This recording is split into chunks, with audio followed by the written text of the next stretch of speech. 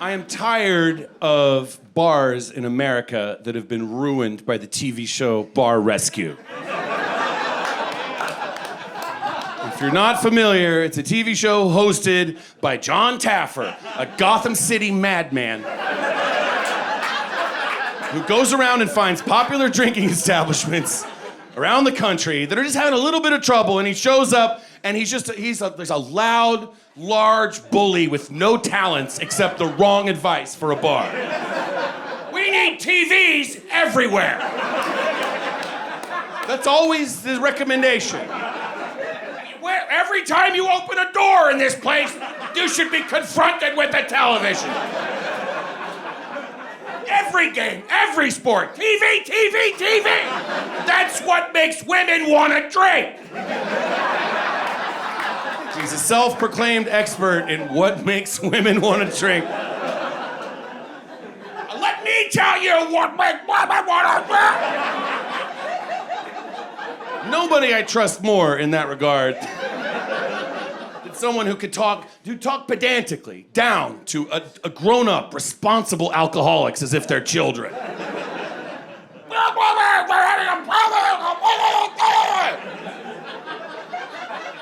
I watched a lot of the episodes because I waste my life, and given the pandemic that just happened, a lot of the advice leading right up to it was really bad. He was going into bars and being like, people are too spread out here. We need close quarters. Jam them together, okay? There's a patio outside. Close it. You're wasting money.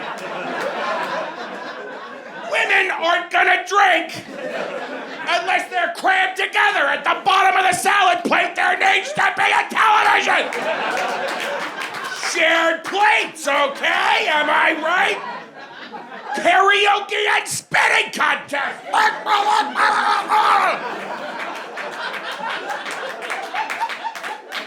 I realized I just kind of stumbled into, like, when you were a kid and they were like, coming up, comedy, HBO, and somebody was doing some nonsense thing. And I just did it. I just did it for you.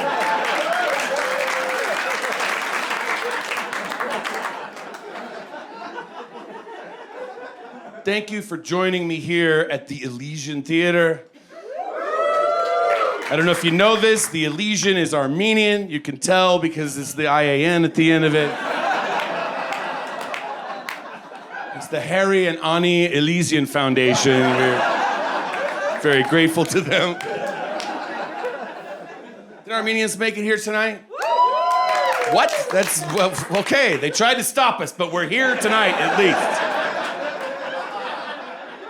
Been a rough couple of years for the Armenians worldwide. There was some war crimes committed against us. There was a blockade or two. And then you try to tune into the news, it doesn't get, no matter what happens to Armenians, it doesn't get on the news. You tune into CNN and they're like, the Armenians, we've heard the word, we don't know what they are. Armenians are out there, I guess. If you want to find out more, we suggest you go to tune into the BBC, they'll know. Turn on the BBC, they're not much better. They're like, the Armenians. What really are the Armenians? Armenia, a faraway land, beyond the boundaries of human empathy. Do they truly deserve human rights? To answer this question, we'll be joined this hour by two experts. One of them, a sitting cabinet member in the government of Turkey, and the other, an executive at a petroleum corporation.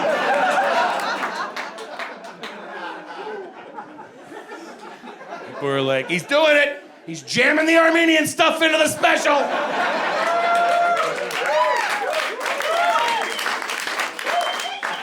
I know Americans don't care about Armenians. I understand that. But let me try another angle. Americans really do care about a lot Star Wars. So let's try this. Armenians are Wookiees. Large, loud, hairy. They're very good at space chess. Sometimes there's bullets for no reason at all across the chest. Unfortunately, we have a language that's very hard for almost everyone to understand. Only Lord Byron and Han Solo have ever figured it out. No, Chewie, it's not donor, it's Heroes, Chewie. Each person. Some of you are like, James, you don't even look Armenian. Yeah, well, I've been to Armenia. You know what they say there? You don't look Armenian like that.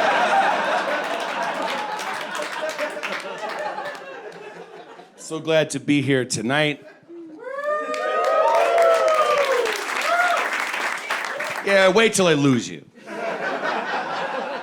So, I've been flying on Delta Airlines lately. No particular loyalty. They're a major corporation like any other, and I think they should be broken up and run by the government. I'm a Bernie Sanders supporter. For far too long, the top 1% of the top 10% of the top 1% of the first row has controlled more legroom than the bottom 90% of the right particular ball. That is the check. So these days, for me, it's Delta. Mostly it's because when I fly there, they call me a sky priority. And I like the sound of that. At first, it's too much. You're like, sky priority? Please, I'm a regular citizen like everyone else. One man, one vote. I never asked for anything more. Please, my father was a sky priority. But then they keep repeating it. They massage your ego with it, with little perks. Oh, right this way, sky priority. A slightly shorter line. And then you find yourself agreeing with it, like, well, yes, of course. There's a certain ring to it after all. Sky priority. There's nothing wrong with that. My mother always said we were destined for greatness. Sky priority. I think I deserve a separately stanchioned entrance once in a while. Excuse me, are you staring at me? I'm going to move my bag over here. You can look in your own direction. I'm a sky priority, thank you. Well, it means that I'm a priority of these damn skies. All the airlines, they have little categories that they have to compliment you. Make you feel special because you paid too much money or you got lucky and you're in exit row or something. They have these frequent flyer programs. They've been doing these since the 1980s. And it used to start out with just gold. That was the that was what it all was 40 years ago. Congratulations, you're one of our gold members. But they had to pile on more shit to sound more special than that over the years. So at this point, gold status is the lowest category on any air. Gold is the worst. When they board the flight, they're like, we now welcome gold. Boo. Gold will board last in shame. Gold will be stuffed into the fuselage along with the luggage. Now they have all these categories that are outrank gold, and it's when you board the flight, it's just a parade of precious metals and gemstones. To get on the fucking flight, when they board, they're like, we now prepare to welcome aboard all members of the elite Sapphire Squadron. All the rest of you will bow your heads. Contemplate the sacrifice of the Sapphire Squadron. And you will kneel in respect and deference as the Sapphire Squadron. The jetway is yours. Oh, what's this? The sacred horn of the sky? What a rare and lucky day. That means that we have someone that outranks even the Sapphire Squadron. The Sapphire Squadron must yield. Yes, yes, yield, I say. For today we welcome aboard a member of the Hermetic Order of the Platinum Chalice. Whatever it is, there's one guy. He's like, well, yes, I'm Platinum Chalice. I'm wearing my epaulets to prove it. I flew 50,000 miles yesterday. Here's the one extra bag that entitles me to excuse me. I'm a member of the Platinum Chalice. I am a member of the Sapphire Squadron, and I suggest you tread lightly. I am also beloved of this airline. Oh, the Sapphire Squadron! I've heard of you. Out of my way, dog! You will pay for this insolence once the One World Alliance hears of it. That's what's happening on Delta Airlines. That's what's happening in the shadow realm. Get into it. Open your eyes. Open your third eyes.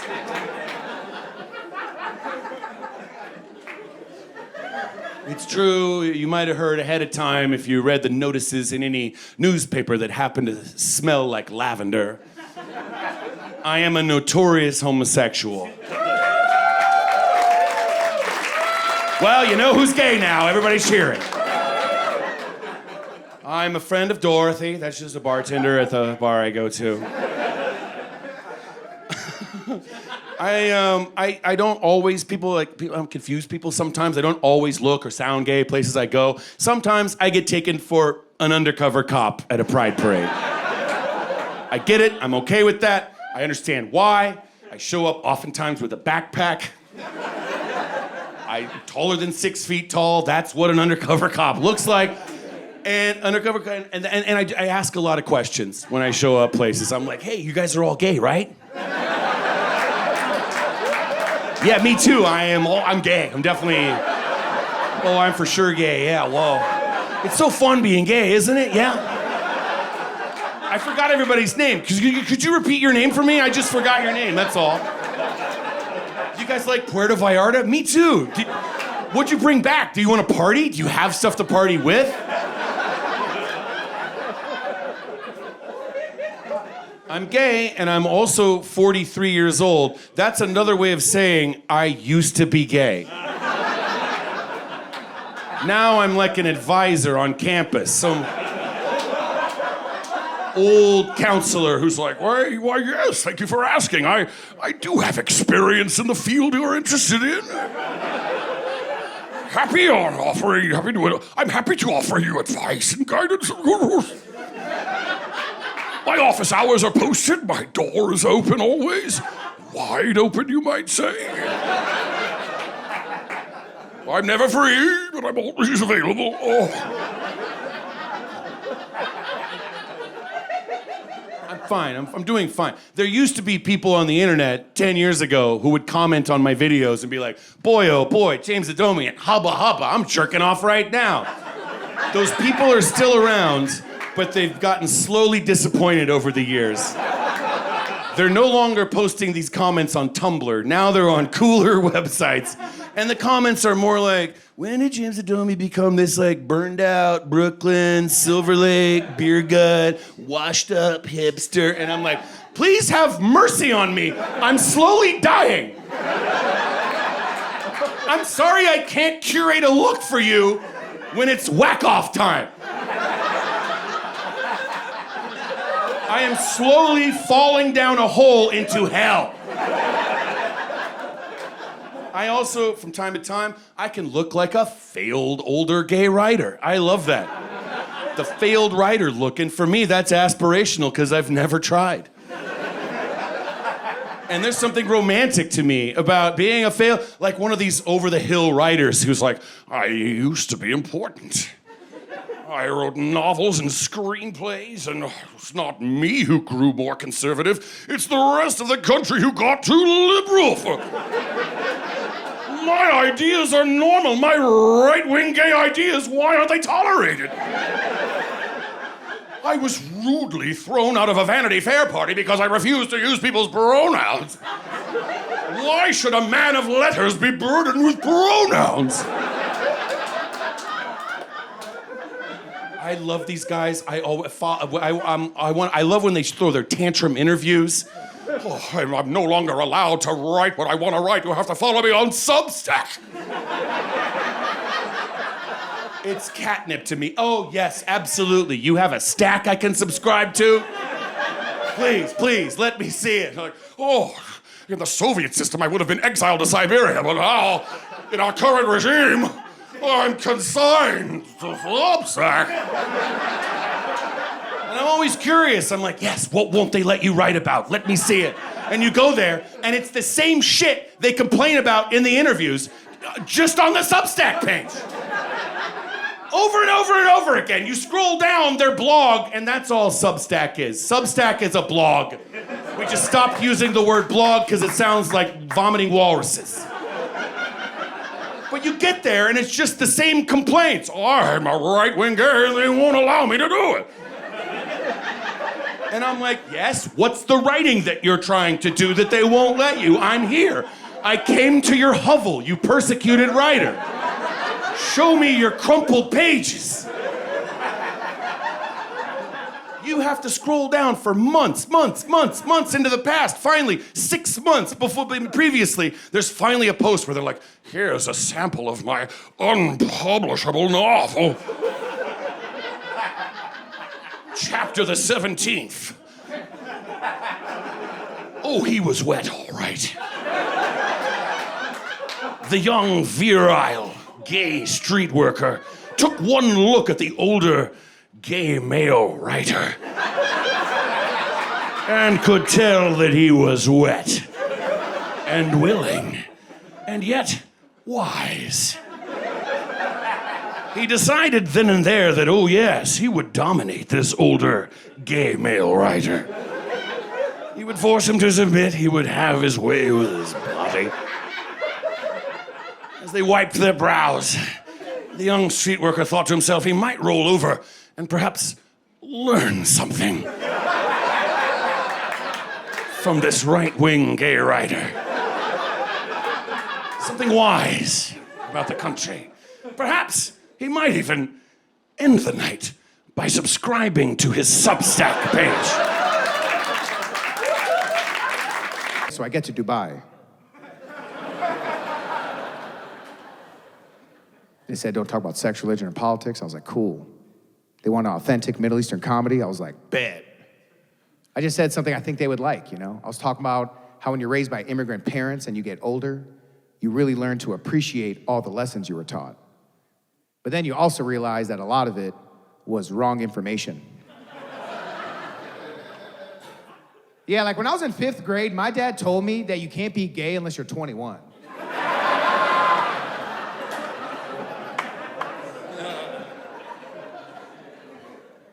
I'll tell you what happened, man. I'm in school. I'm in 5th grade. I'm taking this art class. It was first day of school. And in the school I was going to, they also had 6th, 7th, and 8th graders in the same class to assimilate. First day of class, I'm drawing something. This kid comes up to me. I look up, and the kid's like, man, you gay. And then the kid behind him was like, with your gay ass.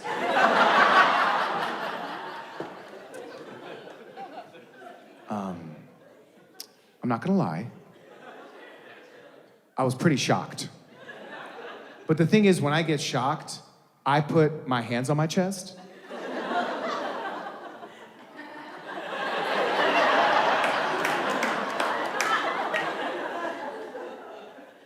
And I gasp. I was like, ah!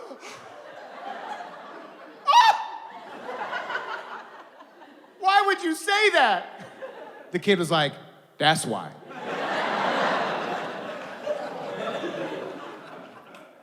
We got into a fight. I lost. She was tough.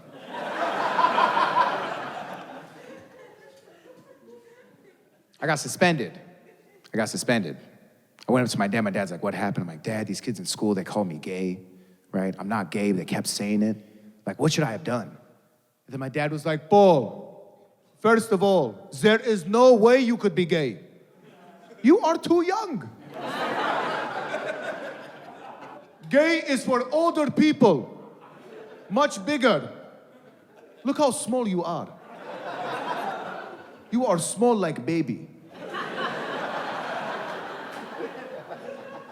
Anyway, if I were you, don't worry, just be patient. I'm like, wait, what?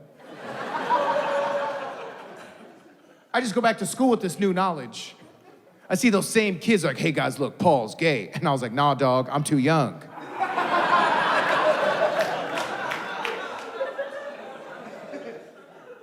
Be patient.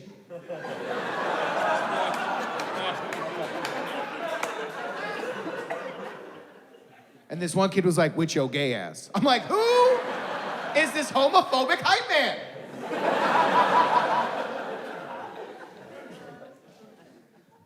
I said that joke, and I got taken off stage immediately. I didn't know what I did wrong. And then Wissam came up to me and he goes, Paul, how can you say the word gay? In Dubai, gay is sex, religion, and politics. We never say the word gay. We say...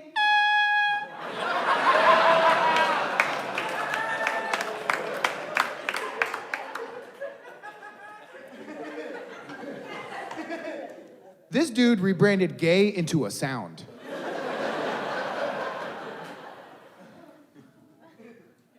They were upset with me, and I was like, what do you want me to do? And he goes, just leave, go back to the hotel. So I go back to the hotel, I'm chilling. And then I get a voice note from Wissam. I listen to it, and he goes, Paul, Dubai is very angry. In fact, they are saying they can put you in jail for what you just said. Anyway, enjoy Dubai. And that...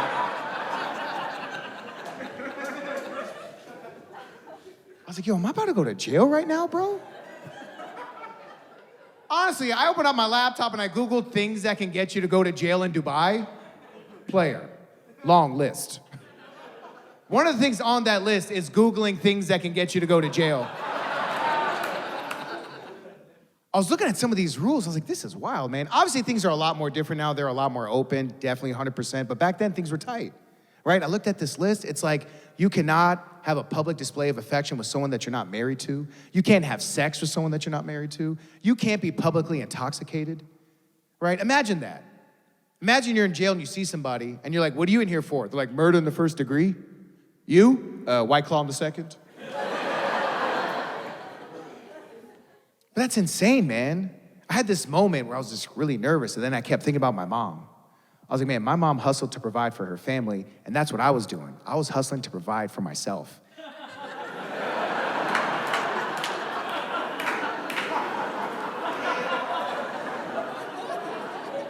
I was like, I gotta hustle, bro. And also, I ain't afraid, man. I ain't afraid of none of that, bro. I came out here to do authentic Middle Eastern comedy, and if that's a problem, whatever, bro. I ain't afraid of jail. I'm from Detroit, player!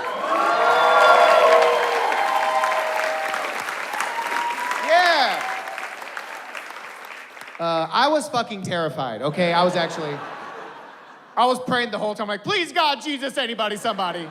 Tom Cruise, Jesus, somebody, anybody. Nothing happened. Thank you, Tom Cruise. Nothing happened, man. Honestly, like, I got on the flight, I went back to LA. Wissam called me and he goes, listen, bro, we're good. And I was like, man, Wissam, question, do you think Dubai would ever bring me back? And he was like,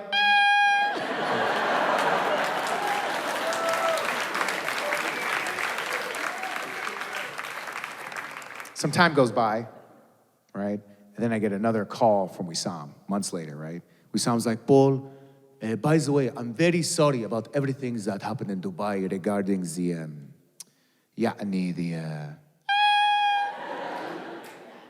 However, there is another opportunity for you.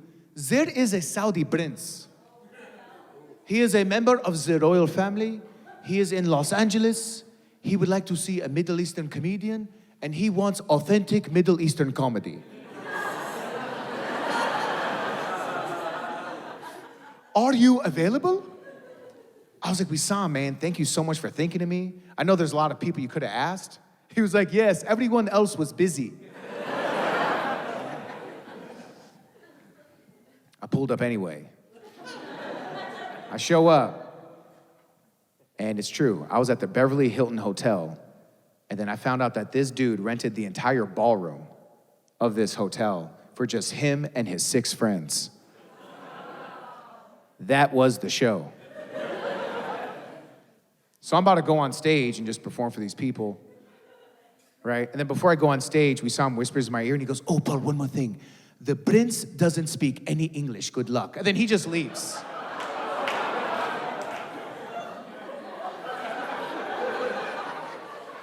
I was like, "Wissam, I told you, my name is Paul." They just shoved me on stage.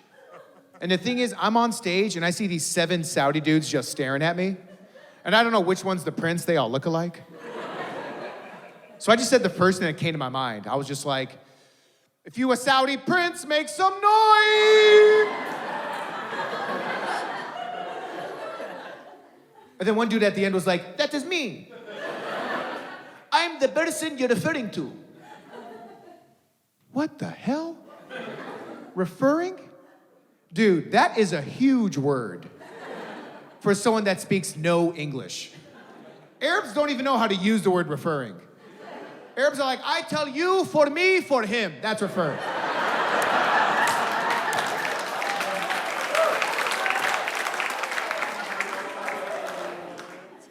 I was like, "Whatever, man. I'm just gonna say something I think they would like."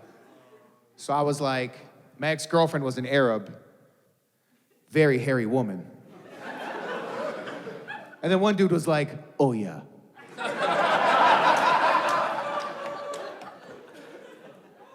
"This is true." I was like, "Yeah, man, very hairy woman." Like, she used to use Head and Shoulders on her head and shoulders.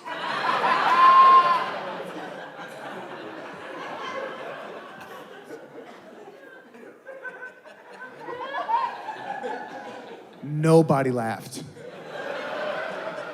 It was silence. Honestly, everyone was just looking at the prince, and the prince looked at me and he goes, "Oh my God. That is so funny." He is saying her head here is like her head here? Ah. I was like, "Yo, I'm fucking killing right now, dog. Holy shit." Y'all was feeling myself. Before I can get to another joke, we saw him runs on stage and he goes, "The prince would like it if you can repeat the joke again."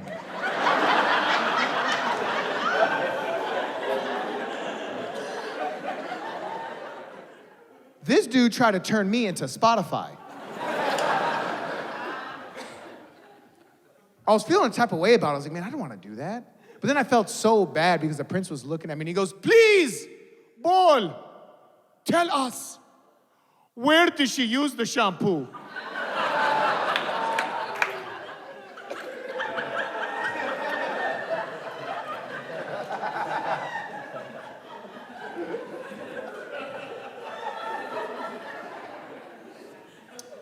My ex-girlfriend was an Arab. Very hairy woman.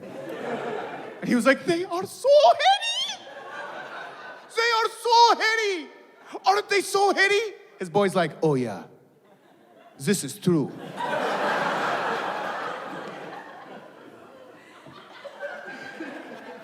She used to use Head and Shoulders.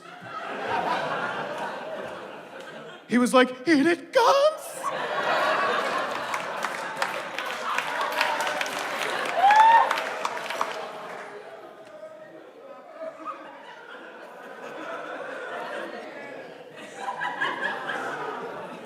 On her head and shoulders.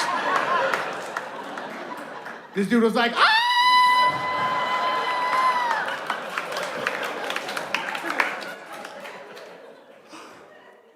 Is this woman a gorilla? This woman is 100% a gorilla. I must meet this woman.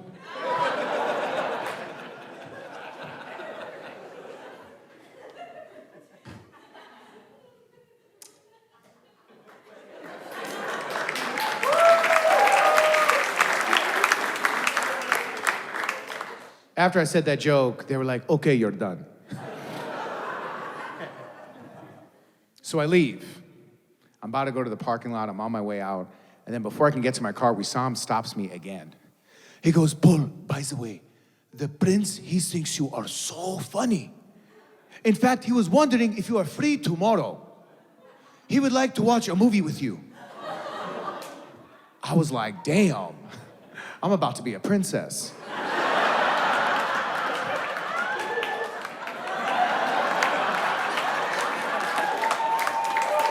Yo, I'm about to kick it with my short king. You know what I'm saying? I was so excited, I told my dad. I was like, Dad, the Saudi prince wants to watch a movie with me. What do you think? He goes, Habibi, you're over 21. It is up to you. Yeah. It's fun. It's fun. It's fun to be me. It's fun to mess with strangers. It's so much fun. I have so much fun messing with strangers, but I love messing with my friends. And I have this one friend who's great to mess with. His name's Sal Volcano. Oh, the best. Best in the world. I love him. He's my brother. He's the best. He's very easy to mess with, though. He's the perfect mix of neurotic and gullible. It just works for me. I could probably stand up here for about 9.5 hours and tell you stories how I basically ruined this man's life. I'll tell you one of my favorites. This happened in Cincinnati, Ohio, okay? This was about 9 years ago, and we had just started touring, okay? And we're playing this little comedy club that's being run by a gentleman who is, like, clearly on the lam from the mafia. Little Italian dude, slick back hair, okay? They had a late show, so he calls us into his back office. He goes, boys, we got some time to kill here. What do you fellas want to do? What's up here? Well, you guys want some massages?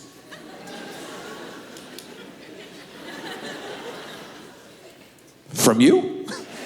He goes, no, Joe, what are you, crazy? No, don't be ridiculous, no. I got some people, I call them, they come to your hotel room and they'll rub you, yeah. Sure. Sal goes, oh, no, thank you. I don't know where these people's hands have been. What do you think is happening at these massages? Sal, they're not jamming their fingers in your mouth. Unless you pay extra, right, my man? Yeah, he knows. All right, Sal, don't worry. I'll go first, and I will text you my Yelp review and let you know how it is. He says, okay, all right? So I'm going to my hotel room, and the woman who shows up is exactly the woman you are picturing when I say someone who will come to your hotel room to rub you. The woman walks in with the table, right? Not a massage table. No, it's a straight up 6-foot white, fold in half Costco number, you know? Like the kids' table at Christmas, right? She opens the legs, pops them, and locks them. Goes into a bag to take out. She doesn't have the face cradle, you know, the little toilet bowl seat for your face. She has a travel neck pillow that says American Airlines on it. She puts it on the table and has the nerve to go, okay, sir, I think we are ready. Please make yourself comfortable. I'm looking at this flat surface and my capital D-shaped body.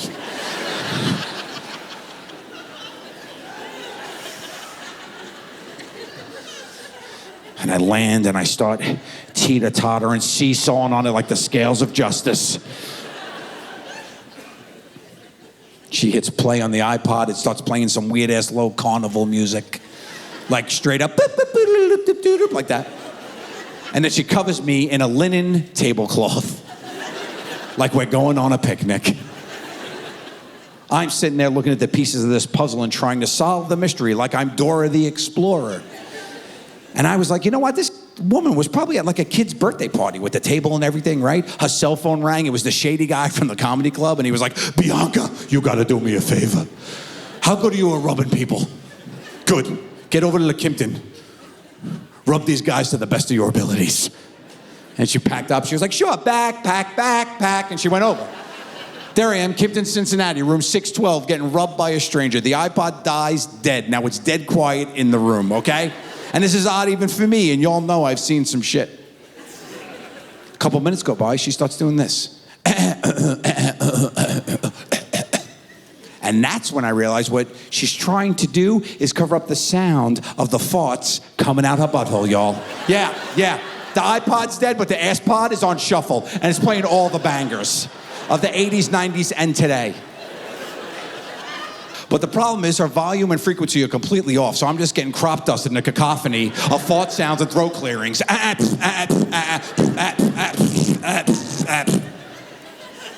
paid extra. This goes on for 42 minutes, okay? It was a good deep tissue. I held my breath and wrote it out. The little egg timer goes off, ding! She leans in, she goes, okay, sir, that means we are finished. How did you like your massage? And I pop up out of the little travel pillow. fantastic, I say. And then I rip the loudest fart I can. And then go, to let her know we're playing chess, not checkers, lady, okay? You don't mess with me, I'm the professional.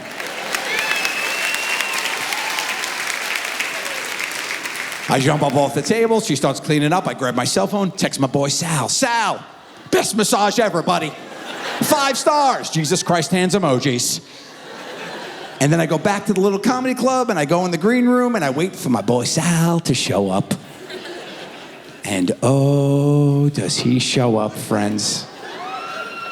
He kicks that door open like he's a SWAT team leader. He's like, you never believe what the fuck just happened to me over at the hotel?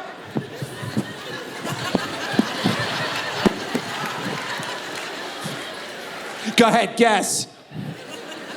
I don't want to let him know that I know the deal. So I'm straight up poker face, Lady Gaga. Pray tell, what happened, friend? And he goes, well, the 45-minute massage turned into a 25-minute massage because halfway through she had to stop and she took a shit in my bathroom.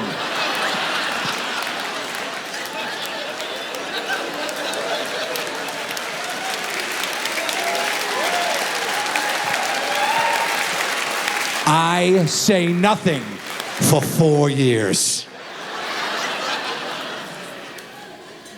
1,362 days later, we're back in Cincinnati. We're playing the theater there. We drive by the little comedy club. Sal goes, hey, that was the place with the shit masseuse. We all share a giggle. And I go, oh yeah, the one that farted. He goes, what? I go, what? What? He goes, what do you know, Joseph? I'm pinched, I gotta come clean. I go, oh, buddy.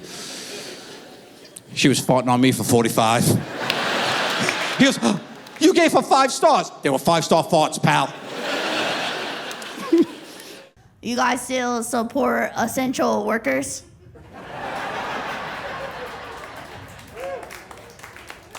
Of course, I'm talking about the brave men and women who started an OnlyFans during the pandemic.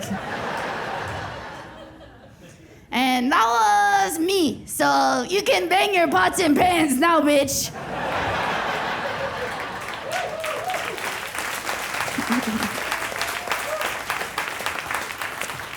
No, it's not what you think. Don't get excited, pervs.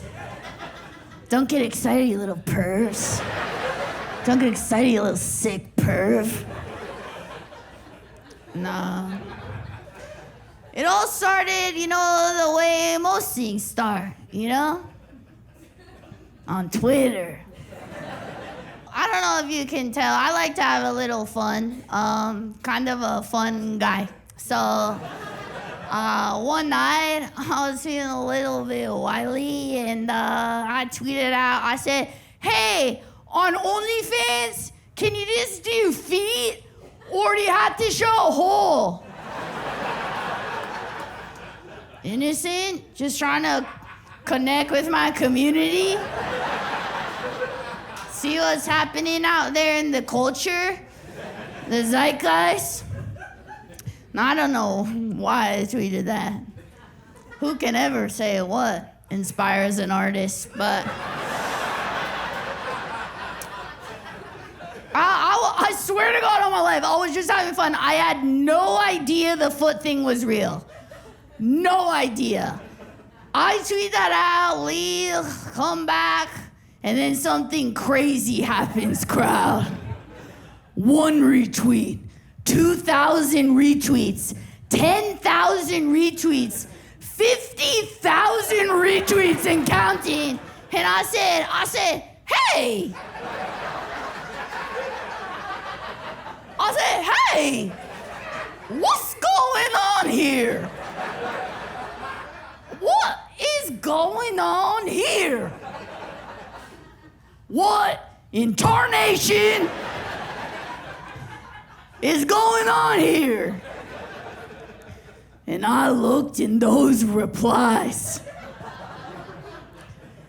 and what I saw was disgusting.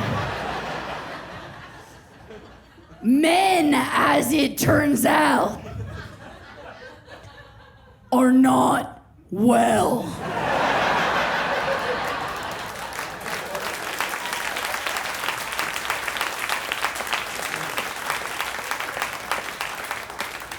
I looked in those replies and I was like, I subscribe, bitch. I call your feet, bitch. I subscribe.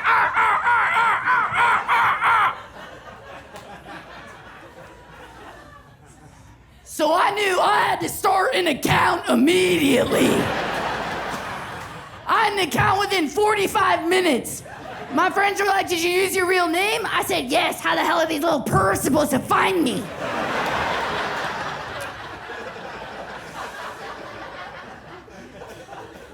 But as many of you know, I'm an honest gal. So I wanted to be straight up from the jump. Honest. Because that's how you create longevity in business. By being an honest Abraham. So what I did, I made the title of my OnlyFans, Blair Socci, ankles down, no hole.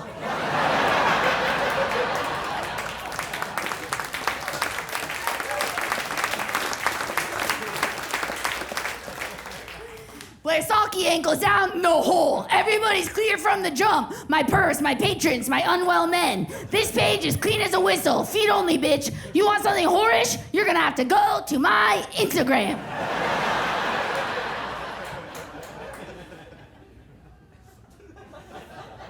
But all these men started subscribing. Money was raining down on me. It was crazy. I was ready to leave this shit behind like it never even happened. I was like, I didn't even know it could be this easy. All these men were subscribing. I don't know who they were. Maybe it was you. Or you. You were definitely in on the ground floor.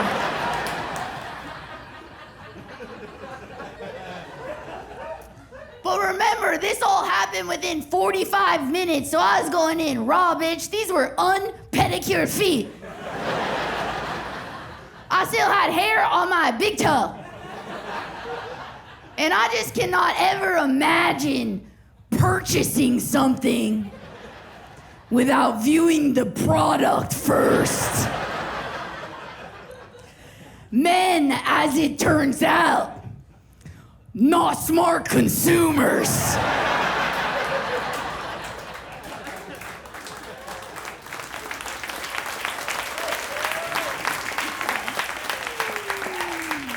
But I was having the time of my life. I was stepping on electronics. Oh, like I'm not gonna stomp a calculator for my guys. Oh, you gotta be out of your goddamn mind if you think I'm not stomping a calculator for my guys, okay? I stomped a bushel of bananas. I made that shit go splat.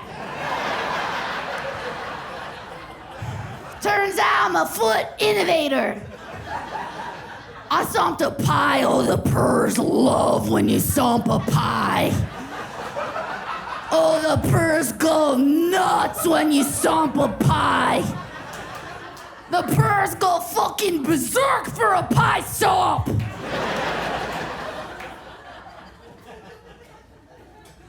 But then I got a horrible call. A call that will stay with me till my last dying breath. And it was my agents.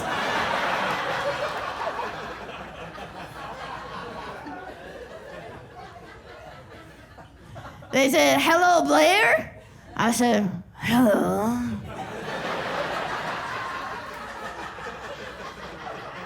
Agents?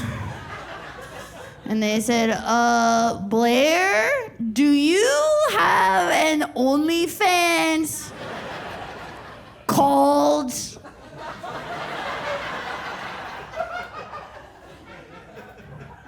Blair Socci, ankles down, no hole? And I said yes, because I was verified as hell. And they said, you you have to take that down immediately because you auditioned for Disney. A lot. And casting directors are gonna think you're doing porn. And I said, oh, no, no, no, no, no. Oh, no, no, no, no, no, no, no, no, no, no, no, no. No, no, no. No, they will not think I'm doing porn because it says Blair Socci, ankles down, no hole. No hole. No hole. Nobody's confused. Not Disney or my guys.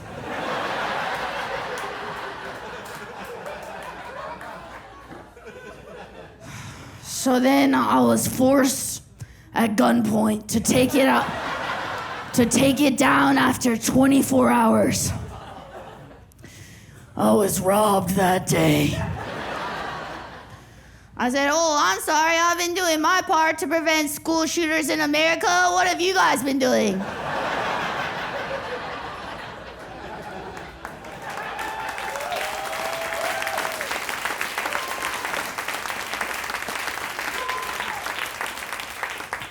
Yeah, I would have done 100K in 3 months. Bella Thorne would have been crying because there's a new bitch in town.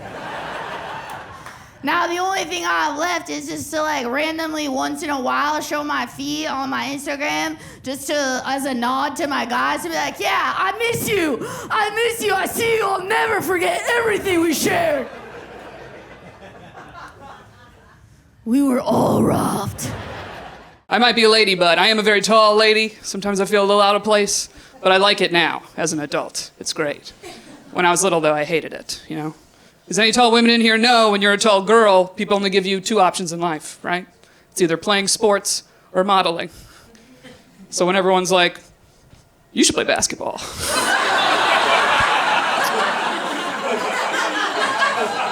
You're like, yeah, or...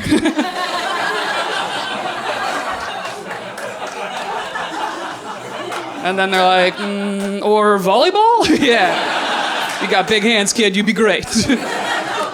Yeah, they weren't wrong. I was pretty good. Yeah. Yeah, I was this size in middle school. That is terrifying. I will say this, though. It is nice to be able to share clothes with your mom, right? Double your wardrobe, but a little awkward when you're in 5th grade, you know? Yeah, you get a lot of compliments from your teachers on that. They'd be like, Erica, love that pencil skirt. I'd be like, yeah, thanks. It's from Ann Taylor Loft. It's my mom's favorite. Yeah. She loves it. My mom is actually not tall. She's 5'4". I get my height from my dad. He's a tall dude, 6'5". Yeah. Yeah, but here's the problem. My dad wants me to be with a tall guy like him, but he's also Italian, so... He wants me to date a tall Italian man. And I'm 32, so you gotta pick one, you know? We're not gonna get both at this age. And every tall Italian I've ever met was related to us. So I was like, call cousin Sergio. Let him know I'm available, you know?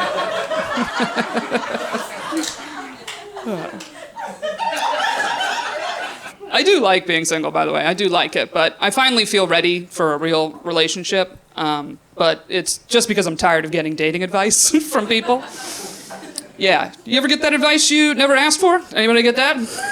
Just thrown in your face every day? My favorite is someone said this to me. They were like, hey, listen, all right? It's gonna happen for you when you stop looking for it. It's like, okay, I don't think you know my version of not looking, all right? I won't leave my apartment. So, by your method, I'm like, is he gonna break in? Just,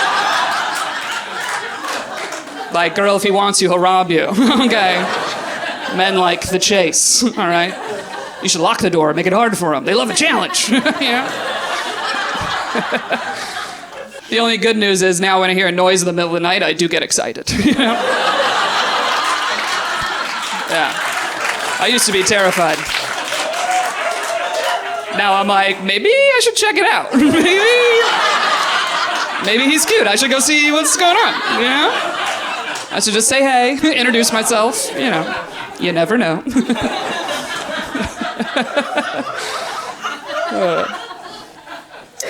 Someone else told me I should date older. You ever get that advice? They're like, you gotta go older, all right? Older guys are more mature, more likely to want to settle down. And yeah, they're not more mature. That's a lie. They're just tired, you know? That's it. Yeah, they're just at the perfect age where they just want to sit down, you know? Like, you just get a lazy boy in your apartment, you could trap one pretty easily. You just need one of those and Paramount Plus, I think. I heard they like Yellowstone. They love Kevin Costner. That's their guy. That's their favorite.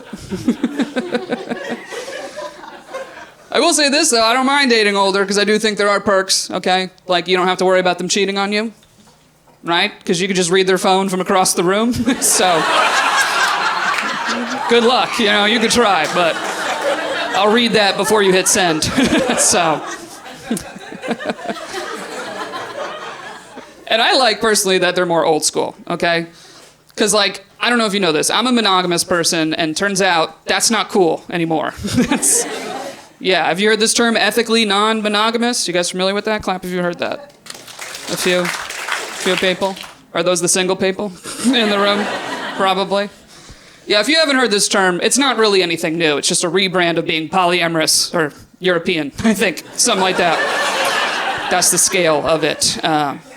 And I have a lot of friends, they've been in closed relationships for years, okay? And now they're opening it up to other people, which, hey, if that's what you want to do it, okay? If that's what makes you happy, I'm happy for you, truly.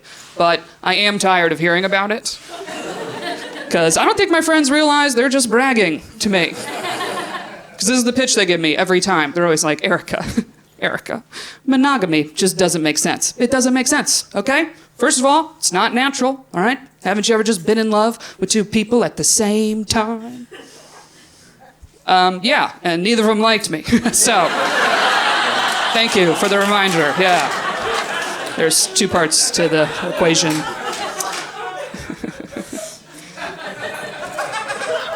I'm glad you guys don't think I'm judging them, by the way, because I don't. There's been times I've thought about it. I'm like, maybe they know something I don't, you know? Maybe the key to having an amazing partner is you just get 3 of them instead. You know, you got to diversify the portfolio, or whatever they say, you know? But mainly, I honestly think it might just be a millennial thing, where we're all looking around like, all right, well, between the 4 of us, we could afford a house. If we all chip in, I think we could do it, you know? And one guy keeps being like, I mean, hear me out. If we added in another woman, we could probably get granite countertops. I'd be like, screw it, I'm in. Add her in. I'll figure that out for granite. I will. Could add one more to the team. That being said, though, I think I'm one of the few millennials that isn't, like, worried about buying property, you know? All my friends talk about that all the time. They're like, am I ever gonna afford a house? And here's the thing, I have been promoted at every job I've ever had. So I was like, I'm gonna get a house. But I've never been promoted to girlfriend. So I'm like, I'll own that house, but I don't know how you get someone to live in it with you forever. That seems impossible to me, you know? And think about it, there's like a clear step process to buying a house, right? We've mapped it out for you. There's no clear step process to like finding your person, you know? You want a house, first of all, start saving some money, okay? You save up your money, you go to the bank, you get approved for a mortgage, and that gives you your price range. So then you go shopping in your price range, and when you finally find a house and you win the bid, you ask your parents for the rest of the down payment. It's not hard. You guys should stop complaining. It's not that difficult. I'm kidding. I am very close with my family, though. Anybody in here with family tonight? Nope? Okay. The Mormon table. Good. Okay. There should be more of you. Okay. No, I'm kidding. I think that's great. I'm not going to make fun of you. I'm very close to my family, which I think is nice. I have friends not close to their family at all. And to be honest, I feel kind of bad for them, you know? Because, like, if I wasn't tight with my mom, genuinely, I don't know what I would do, okay? Like, who's going to be there to tell me when I put on weight? That's her job, and she's very good at it, by the way. She doesn't miss a day, works very hard. And some people think that's mean, you know? But my mom always said this to me growing up. She was always like, Erica, don't listen to your friends, okay? Your friends don't want what's best for you. I want what's best for you, all right? I'm going to be honest with you, and I would never steer you wrong. And I didn't believe her, but I believe her now, because I have some friends that have put on a lot of weight, and I haven't said anything. No, you just don't shop with them anymore, you know? Because you can't dodge dressing room questions. Those are really direct. They'll be like, Erica, this dress, I don't know, it's a little tight. Do you think I need a bigger size? And I'm just like, you should call your mom more, because I think she could help us here. I think she would know what to do. I feel like everyone got a little sensitive, by the way. There might be a lot of Gen Z here. I know Gen Z, body positivity, okay? And I'm with it. I'm impressed with Gen Z, all right? You guys are just getting rid of words left and right. It's impressive, you know? I was a millennials who were like, you can't say that. And they'd just be like, well, what can we say? And then we panicked. You guys are just like, nope, we erased it. It's gone. I got in trouble, you know? Like the new year, I was trying to lose weight, you know? I said I was on a diet. I got corrected. They were like, you can't say diet, okay? Dieting is toxic, all right? It's a lifestyle change. I was like, okay, well, I'm on a lifestyle change until my brother's wedding. So, figure it out. It's a nice little riddle, you know? It's just weird because it's like now you gotta just make up words and replace that, you know? Like people used to respect diets. Someone offered you a piece of cake and you're like, no thanks, I'm on a diet. Everyone was like, oh my God, I'm so sorry. Now they're like, you want this piece of cake? And you gotta be like, no thanks, I'm superstitious. You can't eat cake on a Thursday. Everybody knows that, okay? That's bad luck for 7 years. I'm a Libra. That's how it works. Or whatever. Just making up stuff. Which I am for body positivity, by the way. I am. I think that's great. I think everyone should love their body just the way it is, you know? But at the same time, I also believe if you want to change your body, that's great too, you know? And we should support that. But it's hard. Now I feel like you don't get support from anybody if you admit that you're trying to change yourself, right? Or God forbid, you say, I'm trying to lose 10 pounds. I said that to my friend. She was like, what? You're trying to lose 10 pounds? What are you, crazy? You don't need to lose 10 pounds. Also, you look like me. Are you saying I need to lose 10 pounds? And it's like, yeah. And if we did it together, that would really help me out. So, would appreciate a friend.